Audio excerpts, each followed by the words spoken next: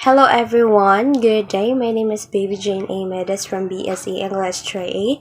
So for today's video, this is the continuation of the topic of Miss Calardi. Let's proceed to the section 13. So in the section 13, it states that the requirement for an affidavit is outlined concerning the sale of land that is subject to a right of preemption. So it states that any deed of sale for agricultural land that is currently under cultivation by an agricultural lessee or a lessees cannot be officially recorded in the registry of property unless it is accompanied by an affidavit from the vendor. So this affidavit, it serves as a legal document confirming that the vendor has provided the necessary notification regarding the sale, particularly in relation to the right of preemption associated with the land. So, the affidavit acts as a formal declaration by the vendor, it ensuring that the sale process complies with the legal requirements and that all relevant parties are duly informed of the transaction. So, next, let's proceed to the section 14.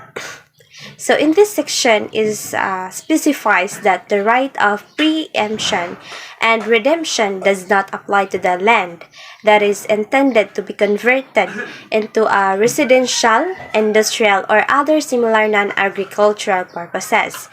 In simpler terms, in this section, it states that the right of first refusal or the right to buy back the land does not extend to properties that are being specifically acquired or held by the owner for the purpose of converting them into an non-agricultural uses such as residential, commercial, or industrial developments. So this exemption, it allows owners to proceed with the planned conversion of the land without the obligation for preemption or redemption by others with the prior rights. Next is the section 15.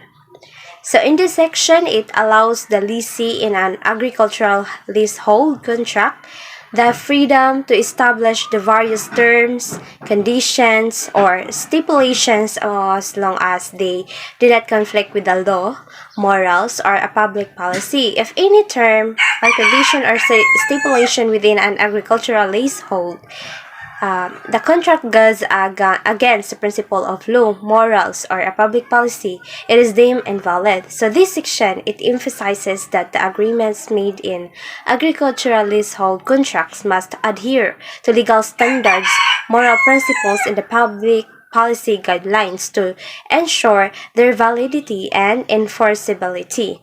Next is section 16. It clarifies that in the absence of a specified agreement regarding to the duration of a leasehold contract, the terms and conditions of the contract will persist until they are altered or modified by mutual agreement between the parties involved. So this section, it emphasizes that leasehold contracts will remain in effect and continue to govern the relationship between the lessor and the lessee until any changes or adjustments are made by both parties through mutual consent. So the provision, it ensures that the terms and the conditions of the of the leasehold contract, it remain valid and binding until any modifications are formally agreed upon the lessor and the lessee. Next is the section 17. Next is the section 17. It outlines the requirements for the form and the registration of an agricultural leasehold contract. So if the parties involved choose to document their agreement in a writing, so the contract should be prepared in a quadruplicate in a language or in a dialect understood by the agricultural lessee. So the contract must be signed or thumb marked by the parties to signify their agreement. Additionally, witnesses selected by each party should be present in cases where the agricultural lessee is unable to read. So the contents of the document must be read and explained to them by their chosen witness. So this section, it ensures that agricultural leasehold contracts are properly documented, understood by all parties involved, and executed in a manner that upholds the rights and responsibilities of each party. Next is the section 18. It mandates that the registration of a leasehold contract upon receiving a copy of the contract. The municipal treasurer will request the agricultural lessee and lessor to present their respective copies. So the municipal treasurer will then annotate the date, time, and the place of registration to the contract, along with assigning an entry or registration number. So this process, it ensures that the leasehold contract is officially recorded and registered, providing a formal record of the agreement between the agricultural lessee and lessor. So the registration, it helps establish the validity and the enforceability of the contract, as well as facilitates transparency and accountability in leasehold arrangement. So now let's move on to the section 19. So section 19, it stipulates that the municipal treasurer of the municipality where the land is located is responsible for maintaining a record of all executed agricultural leasehold contracts within the jurisdiction. So this record is designated as the Registry of Agricultural Leasehold Contracts. So the purpose of this registry is to keep track of all leasehold agreements in the area by providing a centralized and official repository for these contracts. By maintaining this registry, the municipal treasurer ensures transparency, accessibility, and a proper documentation of agricultural leasehold agreements within the municipality, contributing to clarity and recording and keeping in agricultural land transactions. Next is the section 20.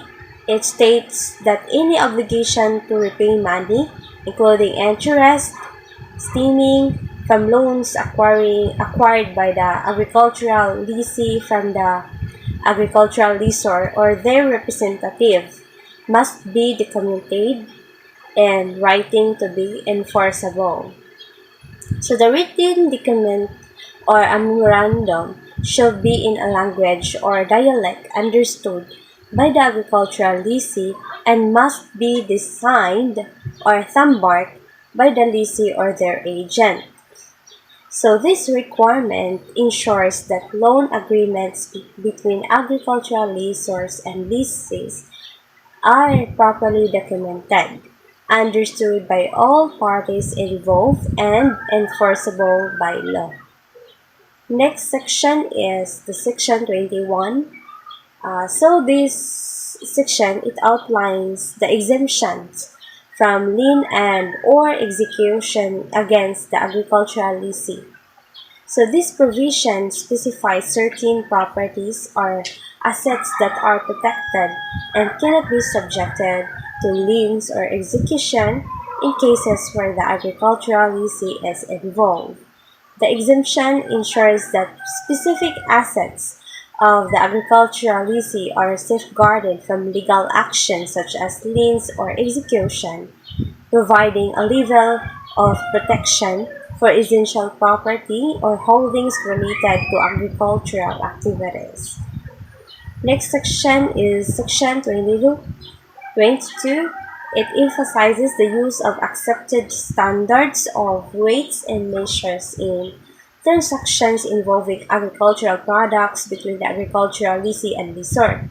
So this ensures that fair and accurate measurements are adhered to during agricultural product transactions. So by promoting transparency and preventing disputes related to quantity or quality. Next section is section 23. It outlines the rights of the agricultural lessee in general. So this section specifies the entitlements of the agricultural lessee, establishing their legal rights within the context of agricultural lease agreements.